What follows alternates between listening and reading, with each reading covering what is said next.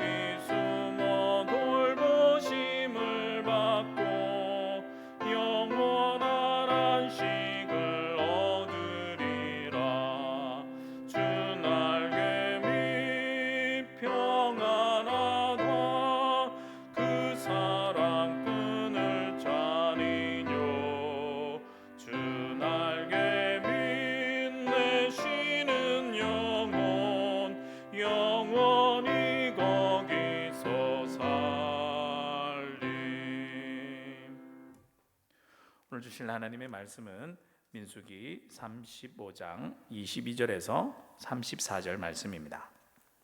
민수기 35장 22절에서 34절 말씀입니다. 구약 성경 256면에 있습니다. 말씀을 보시겠습니다.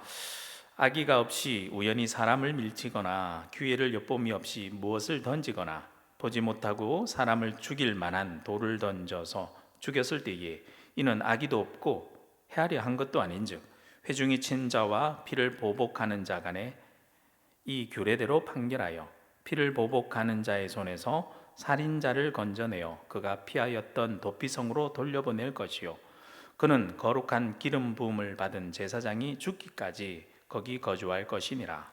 그러나 살인자가 어느 때든지 그 피하였던 도피성 지경 밖에 나가면 피를 보복하는 자가 도피성 지경 밖에서 그리 살인자를 만나 죽일지라도 피 흘린 죄가 없나니 이는 살인자가 대제사장이 죽기까지 그 도피성에 머물러야 할 것임이라. 대제사장이 죽은 후에는 그 살인자가 자기 소유의 땅으로 돌아갈 수 있느니라. 이는 너희의 대대로 거주하는 곳에서 판결하는 규례라. 사람을 죽인 모든 자 곧 살인한 자는 증인들의 말을 따라서 죽일 것이나 한 증인의 증거만 따라서 죽이지 말 것이요 고의로 살인죄를 범한 살인자는 생명의 속전을 받지 말고 반드시 죽일 것이며 또 도피성에 피한 자는 대제사장이 죽기 전에는 속전을 받고 그의 땅으로 돌아가 거주하게 하지 말 것이니라. 너희는 너희가 거주하는 땅을 더럽히지 말라.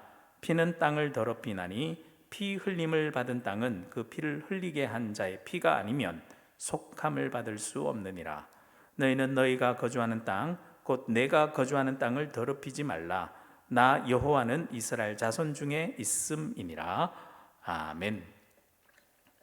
어떤 사람이 의도하지 않게 우발적인 사고로 사람을 죽였습니다.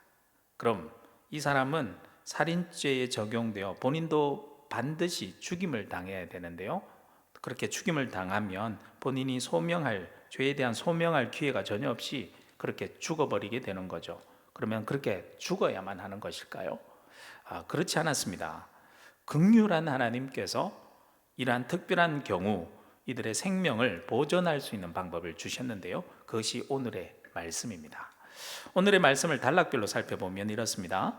22절에서 29절까지 말씀은 이렇게 우발적인 살인이 일어났을 경우에 관한 규례의 말씀입니다. 두 번째로는 30절과 32절 말씀인데요, 그 살인에 관한 추가적인 규례에 대한 내용이 나오고요, 마지막 세 번째 33절과 마지막 34절 말씀까지는 살인과 땅의 정결에 관한 규례에 대한 말씀이 나옵니다. 먼저 단락별로 세부적으로 살펴보겠습니다. 첫 번째, 우발적인 살인에 관한 규례에 대한 내용입니다. 먼저 이 사건이 정말 우발적인 살인 사건인지 고의적인 살인 사건인지 명확하게 구분하여 판단하라고 했습니다. 22절에서 24절 말씀에 보면요, 악의가 없이 우연히 사람을 밀치거나 기회를 엿봄이 없이 무엇을 던지거나 보지 못하고 사람을 죽일 만한 돌을 던져서 죽었을 때에 이는 악의도 없고 헤아려 한 것도 아닌즉 회중이 친자와 피를 보복하는 자 간에 이 규례대로 판결하여 라고 말씀합니다. 판단 기준이 이 사람이 살인할 의도가 있었냐 없었냐, 그것이 기준이 됩니다. 어떤 사람이 사람을 죽일 의도가 전혀 없이 어떤 사람을 이렇게 탁 밀쳤는데 그 밀린 사람이 어떤 경우인지는 모르겠지만 그만 죽어버렸습니다. 떨어졌을 수도 있고 하여튼 간에 그렇게 죽어버렸습니다. 또 어떤 사람이 어떤 물건을 무심코 던졌습니다. 아니면 높은 곳에서 일을 하다가 무거운 도구를 떨어뜨리는 경우도 있겠죠. 그런데 운이 없게도 마침 그 밑에 있던 사람이, 어떤 사람이 그것에 탁 맞아서 죽어버렸다면 이건 우발적인 살인사건이라는 거죠. 그런 사건이 일어났을 경우 이 사건이 우발적인 사건인지 고의로 일어난 사건인지를 아주 명확하게 판결하는 절차를 밟게 했습니다. 그 판별 결과 우발적인 사건으로 밝혀질 경우에는 살인자는 일단 생명을 보존할 방법이 있었습니다. 그 방법은 바로 도피성으로 보내는 방법이었습니다. 그래서 25절에서 29절 말씀까지 보시면 피를 보복하는 자의 손에서 살인자를 건져내어 그가 피하였던 도피성으로 돌려보낼 것이요 그는 거룩한 기름 부음을 받은 대제사장이 죽기까지 거기 거주할 것이니라. 그러나 살인자가 어느 때든지 그 피하였던 도피성 지경 밖에 나가면 피를 보복하는 자가 도피성 지경 밖에서 그 살인자를 만나 죽일지라도 피 흘린 죄가 없나니 이는 살인자가 대제사장이 죽기까지 그 도피성에 머물러야 할 것임이라. 대제사장이 죽은 후에는 그 살인자가 자기 소유의 땅으로 돌아갈 수 있느니라. 이는 너희의 대대로 거주하는 곳에서 판결하는 규례라 라고 말씀합니다. 우발적인 살인자는 일단 도피성으로 피하기만 하면 보호를 받을 수 있었습니다. 하지만 도피성 안에서만 보호받을 수가 있지 도피성 밖으로 벗어나게 되면 전혀 법적인 보호를 못 받았습니다. 만일 도피성으로 나갔다가 복수당하여 죽임을 당하게 된다면 그 책임이 자신이 져야 된다라는 것이죠. 자신을 죽일 복수자에게는 그리고 아무런 죄를 묻지 않겠다라는 것입니다. 도피성 안에 있을 때만 그래서 보호받을 수 있다라는 말씀이죠. 어찌 한편으로 생각해 보면 도피성을 떠나지 못하게 되니까 마치 감옥에 갇힌 것처럼 감옥 생활과 같은 격리된 생활을 하는 것이죠. 그리고 그렇게 격리된 생활을 하면서 자신의 잘못에 대한 형벌과 뉘우침에 대한 시간을 가지게 되는, 그렇게 되는 경우도 있는 것 같습니다. 그러면 평생토록 이 도피성을 벗어날 수 없는 것이냐? 그건 아니었습니다. 기한이 있었습니다. 기한은 대제사장이 죽기까지였습니다. 대제사장이 죽으면 자신의 집으로 돌아갈 수 있었습니다. 아마 이 대제사장의 죽음이 도피성으로 피한 그 살인자에 대한 대속적인 죽음으로 이해됐던 것 같습니다. 두 번째 파트를 보겠습니다. 살인에 관한 추가 규례가 나오는데요. 살인에 대한 사건은 아주 중요한 문제이기 때문에 살인 사건을 취급할 땐 신중을 구했던 것 같습니다. 그래서 세 가지에 대해서 더 구체적으로 추가 규례에 대해 말씀합니다. 첫째가 정은에 대한 말씀입니다. 30절 말씀에 보면 사람을 죽인 모든 자, 곧 살인한 자는 증인들의 말을 따라서 죽일 것이나 한 증인의 증거만 따라서 죽이지 말 것이요. 한 사람의 이야기만 듣고 너무 쉽게 판결을 내리지 말라는 거죠. 반드시 두세 사람의 증인을 통해서 사실 여부를 확실히 밝혀 억울한 누명을 쓰는 사람이 없도록 하라는 것이죠.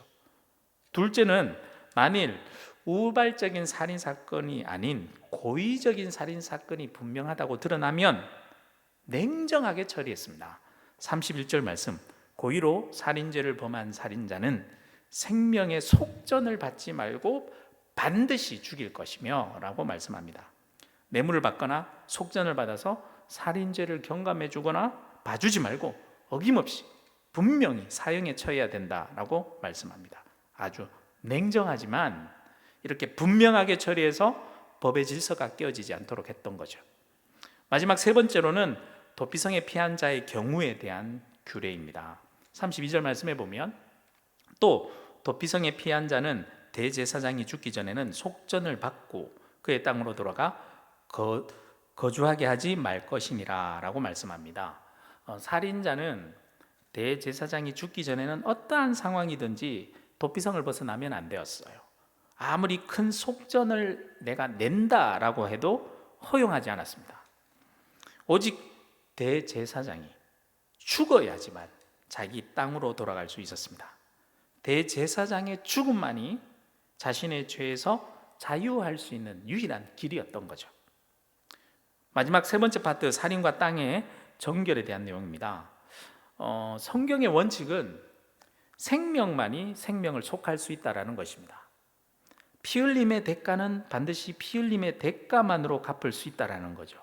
그래서 이렇게 말씀합니다. 33절 말씀에 보면 너희는 너희가 거주하는 땅을 더럽히지 말라. 피는 땅을 더럽히나니 피 흘림을 받은 땅은 그 피를 흘리게 한 자의 피가 아니면 속함을 받을 수 없느니라. 피 흘림으로 인해서 땅을 더럽히지 말라라고 말씀합니다. 하나님께서 왜 땅을 더럽히지 말라고 하셨을까요? 34절 말씀, 이어진 말씀을 보면 확실히 알 수 있는데요. 34절 말씀 이렇게 얘기합니다. 너희는 너희가 거주하는 땅, 곧 내가 거주하는 땅을 더럽히지 말라. 나 여호와는 이스라엘 자손 중에 있음이니라. 말씀을 보시면요, 너희가 거주하는 땅, 즉 하나님, 내가 거주하는 땅이다 라고 말씀하고 계세요. 우리가 살고 있는 땅, 내가 지금 발을 딛고 내가 살아가는 이 땅이 곧 하나님이 거주하시는 땅이다라는 말씀이죠. 또한 뒤쪽에 이렇게 말씀하시잖아요. 나 여호와는 이스라엘 자손 중에 있음이니라 라고 말씀합니다. 다시 말해 내가 있는 곳, 내가 살아가는 곳, 하나님도 함께 계신다라는 말씀이면서 동시에 내가 있는 그곳에 하나님이 함께 하시겠다라는 약속의 말씀이 되는 거죠. 그러니 그곳은 거룩한 곳이 되는 겁니다. 그러니 당연히 그곳을 피를 흘림으로 말미암아 더럽히지 말라라고 말씀하시는 것이죠. 오늘 말씀을 마무리하면서 세 가지 내용을 참 묵상하면 좋겠습니다. 먼저 첫 번째로 오늘 하루 우리가 살아가는 모든 현장에 하나님이 함께 하신다라는 것입니다. 그러니 그곳을 내가 더럽히지 않도록 노력하면서 오늘 하루를 살아가야 되겠습니다. 레위기에서도 말씀하셨듯이 우리들이 살아가는 모든 현장에서 내가 거룩하니 너희도 거룩하라라는 그 하나님의 말씀을 기억하면서 하나님과 항상 함께 하심을 기억하면서 거룩하게 살아가는 길 소망합니다. 둘째, 오늘 하루도 우리는 예수 그리스도 안에서만 살아가야 한다는 것이죠. 우리들은 살아가면서 알게 모르게 부지불식간에 피 흘리는 죄를 범할 수 있습니다. 그럴 때 우리는 바로 도피성으로 가야 됩니다. 우리의 모든 죄를 대신 지신 대제사장이 계시는 예수 그리스도가 계신 그 도피성으로 피할 수 있습니다. 그 도피성 안에서 우리는 생명을 얻을 수 있습니다. 그 도피성 안에서 벗어나지 마십시오. 우리의 도피성 되시는 예수 그리스도 안에서 오늘 하루를 살아갈 때 우리는 영원한 생명을 지킬 수가 있습니다. 마지막으로 세 번째, 도피성에 피한 사람은 대제사장이 죽을 때 드디어 자유를 얻게 된다라고 말씀했죠. 이와 마찬가지로 우리의 대제사장 되시는 예수 그리스도께서 우리를 위하여 죽으심으로 우리는 이미 자유를 얻었습니다. 이 놀라운 기쁨의 소식과 자유를 가지고 우리들이 각자 살아가는 삶의 현장으로 돌아가서 영원한 기쁨을 누리면서 살아가는 오늘 하루가 되시길 주님의 이름으로 축복합니다. 기도드리겠습니다. 사랑의 하나님 아버지, 감사합니다. 우리는 예수 그리스도의 도피성 안으로 도망합니다. 우리의 죄의 대가로 말미암아 우리가 죽을 존재가 되는 것이 아니라 예수 그리스도의 도피성 안에서 영원한 생명을 얻고 예수 그리스도의 죽음으로 말미암아 대제사장 되시는 예수 그리스도의 죽음으로 말미암아 우리는 자유함을 얻고 새 생명을 얻게 된 사실을 우리는 오늘 하루도 기억하면서 나와 함께 하시는, 우리가 있는 그곳에서 내가 함께 하겠다는 그 약속의 말씀과 함께 우리가 살아가는 현장에서 기뻐하며 자유함을 누리며 살아갈 수 있는 저희들 될 수 있도록 인도하여 주시옵소서. 오늘 하루도 주님과 함께하는 귀한 하루가 되길 소망하며 예수 그리스도 이름으로 기도드립니다. 아멘.